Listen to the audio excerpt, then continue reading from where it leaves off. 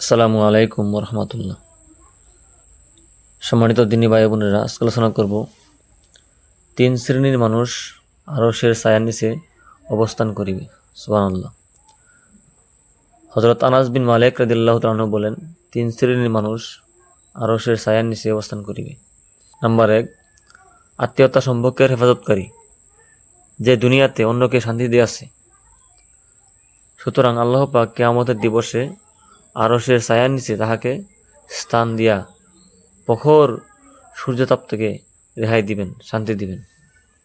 সুবহানাল্লাহ। যে ব্যক্তি দুনিয়াতে অন্যকে শান্তি দিয়েছে, আল্লাহ রাব্বুল আলামিন আরশের নিচে তাকে শান্তি দিবেন, ছায়া দিবেন। নাম্বার 2, যে বিধবা মহিলা তার ইতিম সন্তানদের সঠিক পরিচর্যার উদ্দেশ্যে নিজেকে বিবাহবন্ধন আবদ্ধ হওয়া থেকে বিরত রাখিয়াছে।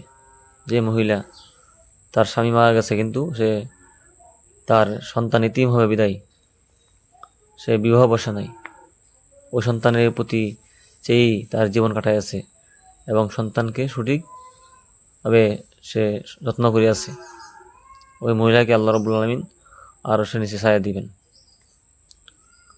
আমাদের বর্তমান সমাজে দেখা যায় যে স্বামী মরবা দূরের কথা, স্বামী তো ওই মহিলা অন্য পুরুষকে নিয়ে ভাগে যায়। ওই সমস্ত মহিলার কি উপায় হবে? যাই হোক, 3 নম্বর হলো, যে ব্যক্তি ভোজন উৎসবে এতিম অসহায় সম্বলহীনদেরকে নিমন্ত্রণ করে। অর্থাৎ আপনার কোনো খানাপিনা অনুষ্ঠান হইলে এতিম অসহায় যারা সম্বলহীন, ধন সম্পদ নাই, তাদেরকে দাওয়াত দিবেন। যারা দাওয়াত দেয় এবং তাদেরকে খানাপিনা করায়, আল্লাহ রাব্বুল আলামিন তাদেরকে আরশের নিচে স্থান দিবেন। যেন আমরা এই আমলগুলো করবো। আল্লাহ রাব্বুল আলামিন আমাদের সবাইকে এই আমলগুলো করার তৌফিক দান করুন। আমিন।